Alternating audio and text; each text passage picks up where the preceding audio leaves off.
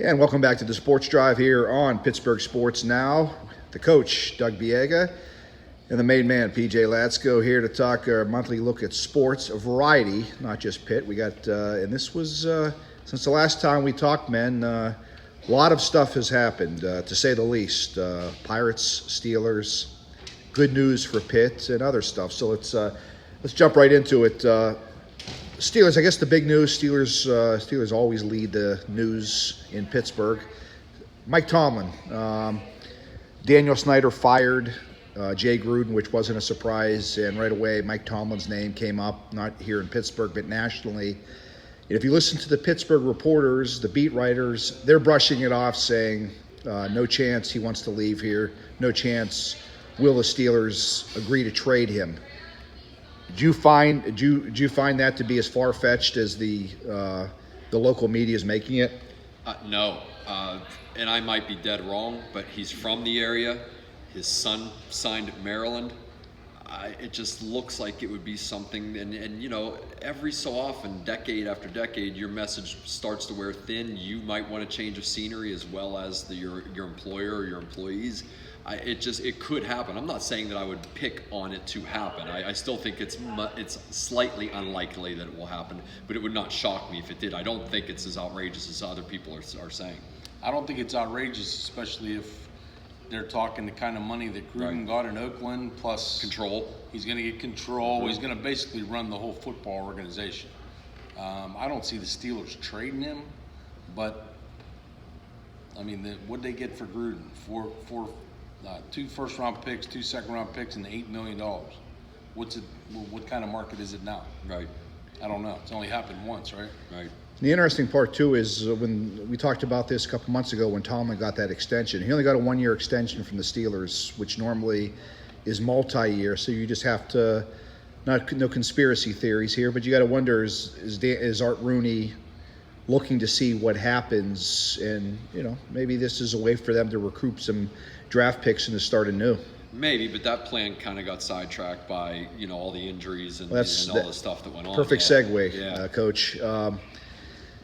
The expectations, you know, Steelers always have expectations. However, not as an excuse maker, but this team's been hit pretty hard by injuries, namely quarterback position. Now they're going to lose their running back. They got some guys on defense. They're going to miss Steven Nelson this week against the Chargers.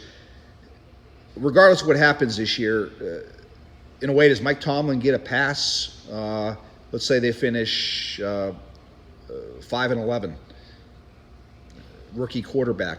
Does he get a pass, or does this team still have enough talent they should be better than that? I think they're probably better than 5-11, but the he's a great coach. I don't think they're ever going to fire him. Would a better position open up? Are they going to let him go, kind of like when Pitt let Jamie Dixon find a better job and down the road? I don't know. I would give him a pass. I mean, this would be his first year under 500. They're going to be under 500. Sure. You can't find 8 wins on that schedule, not with what they have out there, especially on offense. And when you look at it, they were not a playoff team last year.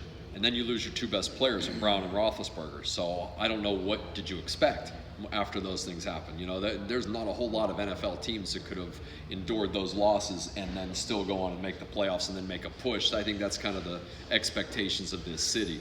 But I do think he gets a pass on this year.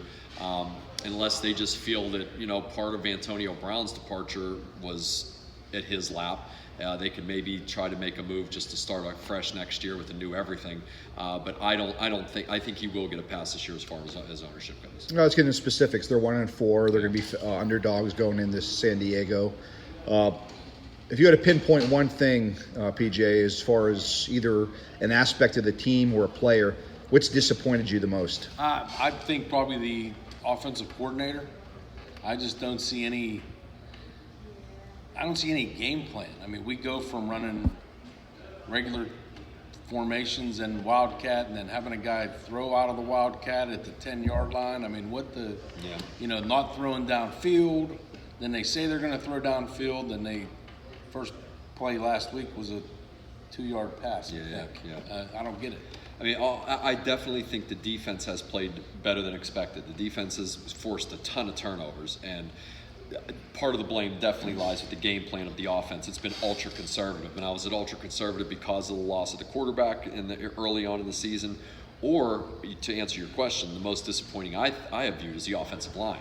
They have a lot of money and a lot of names on that offensive line, and they have performed horribly this year, in my opinion. They can't run the football. They couldn't. That's what, I forget what game it was where they threw the ball from the 1-yard line. They don't have any confidence in trying to run. Yeah, the game run first the and goal at the 1. Right, and they don't have confidence that they could push the ball in. I think it starts with the offensive line. All right, speaking of horrible, that's a good segue to the Pirates. Last time we talked, we weren't sure if, I think it's a consensus here, we weren't sure if Bob Nutting would pull the trigger on 2 years left with Clint Hurdle and eat $6 million. Well, he did that. Whatever the background story to that is, Clint Hurdle's gone. They're looking for a new manager. How surprised were you by that? It had to happen, I kind of think. I feel bad that it happened because I do believe Clint Hurdle is a good man, a good human being. But there are things that happen in times that you just need a change. Whether that change is justified or not, you just need to make that change. And as far as Nutting swallowing the $6 million, that's kind of an overrated variable in that we will see how much he pays the next manager. If he goes and pays the next manager $6 million in addition to this $6 million, now that's something that he may not be comfortable with. But as we all know, he's going to do bargain hunting for this next manager. So that $6 million won't be a variable in that. I wasn't surprised at all. I mean, it sounds like he kind of lost the team as far as players fighting each other, coaches fighting players. Like literally, not just arguing, like literally fighting. Yeah. I mean, and the questionable managing ideas during the games. I mean, I think it was time. Yeah. I think it's time for a new face of the organization. I agree with that. All right, finally, let's end on a good note here with a bunch of negatives. PJ, you were in Pitt's last game down in Duke. I was at Duke. That was a great experience. Before we talk about that, what's the experience like down there? It's awesome. I mean, I toured Cameron. I want to thank Pat Bostic and the athletic department down there for helping us out, but what a place. I mean, you've been there. It's a place. What was the game like? The game was roller very coaster. exciting. It was. We played really good for the first half. We played not so good in the second half, and we played really good in the last minute and a half. What do you think contributed mostly to the turn in the second half? Probably me being your on the attendance sideline. on the sideline, right? Yeah, me and the two guys from the Dodge store, we were on the sidelines for the second half. I told you, we were winning by a lot. A lot of bad things happened. I thought I was going to get banned for life, but thank God Pickett threw that touchdown pass. This is something we haven't. Last thing is we haven't been able to say this for a while, Coach.